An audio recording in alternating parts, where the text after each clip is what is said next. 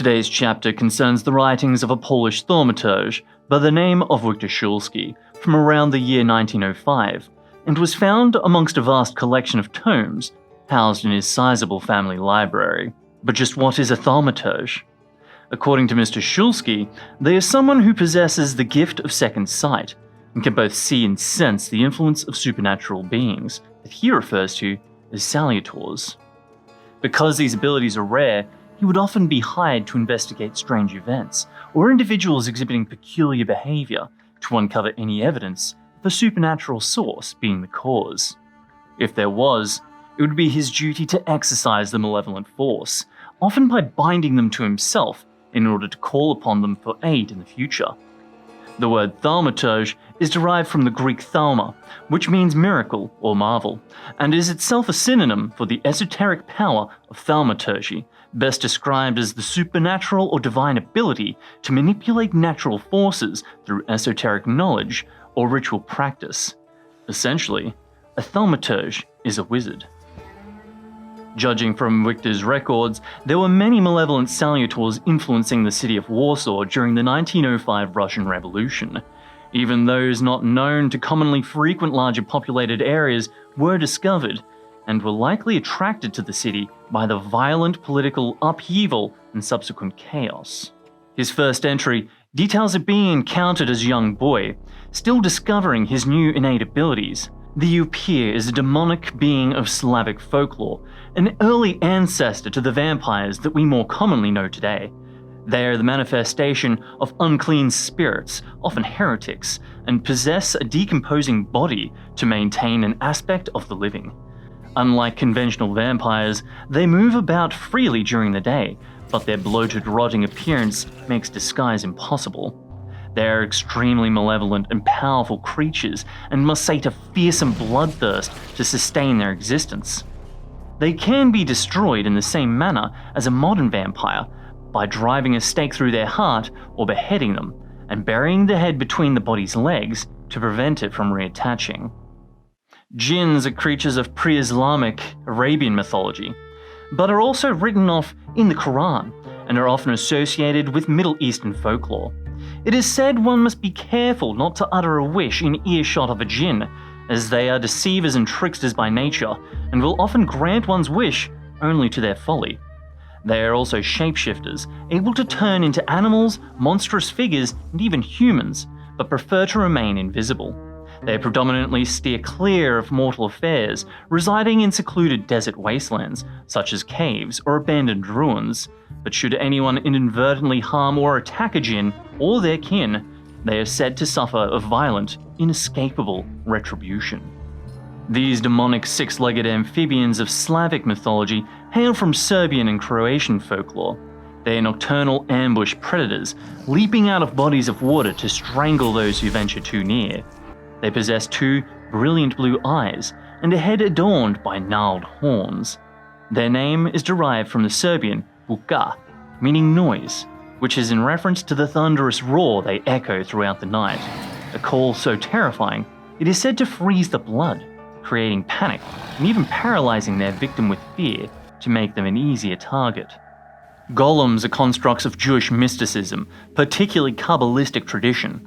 These large humanoid figures are usually constructed of clay and animated through ritual by scribing the word emet, which means truth, on the golem's forehead, as well as placing a scroll in its mouth containing God's name, which is referred to as a Shem. They are obedient but utterly mindless creations, usually built to perform basic tasks or for protection. Golems grow strong over time, but if they begin to misinterpret commands, they can be incredibly dangerous. The only sure way to destroy a golem is to erase the first letter of emet from its forehead, leaving met, the Hebrew word for dead, or removing the shem from its mouth, which are both formidable tasks. Another entity rooted in Kabbalistic tradition, the Dybbuk is a malevolent spirit that is unable to find peace in the afterlife and instead seeks to possess the bodies of sinful mortals should they wander too close to the resting places of the dead. Dybbuks can cause mental distress, erratic behavior, and physical illness in their hosts, very similar to those seen in most modern interpretations of spiritual possession. A creature of Kashubian folklore, these small unruly salutors are drawn to recklessness and are associated with death and ill omens. Leliks are nocturnal and are claimed to steal souls by sucking the breath away from people while they sleep. It is likely this rumour that inspired superstition of a common nocturnal bird species called the nightjar, whose call would foretell that someone in the nearby village might soon die. So feared is its call that in Poland and its surrounds, it is even referred to as a lelik.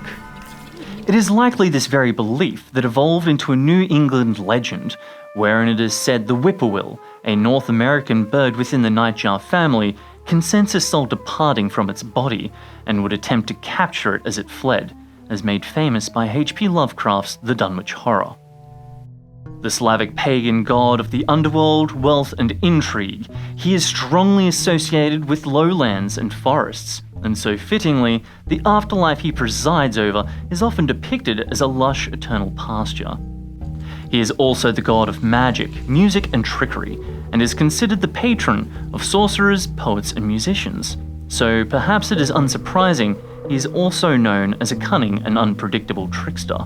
The Russian legends of the siren likely arrived with Persian merchants, and are directly derived from those of Greek mythology.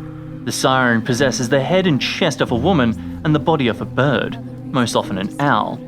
The song of a siren is said to bring luck, foretelling of future happiness, but can all too often lead those who hear it astray, causing them to forget everything on earth and following the siren to their death.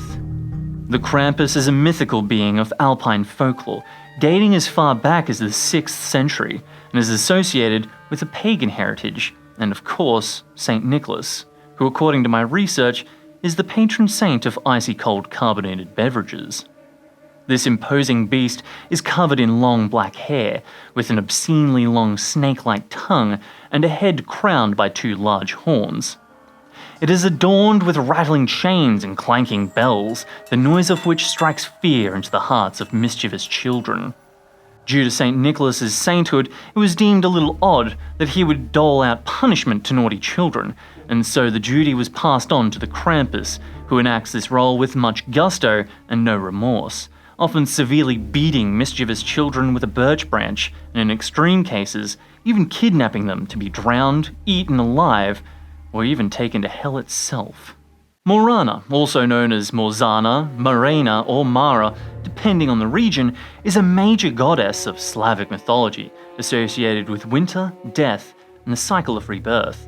She embodies the harshness of winter and the inevitability of death, often depicted as a beautiful pale woman with long flowing black hair, as well as a wicked, fearsome visage with bared fangs and claws, representing her dualistic nature.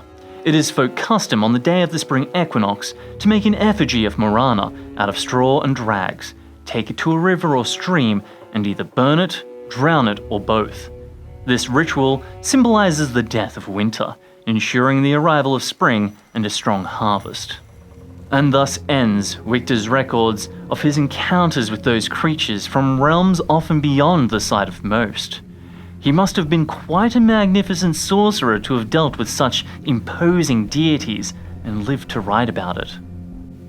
Thank you for joining me for tonight's reading, and I hope to see you again soon.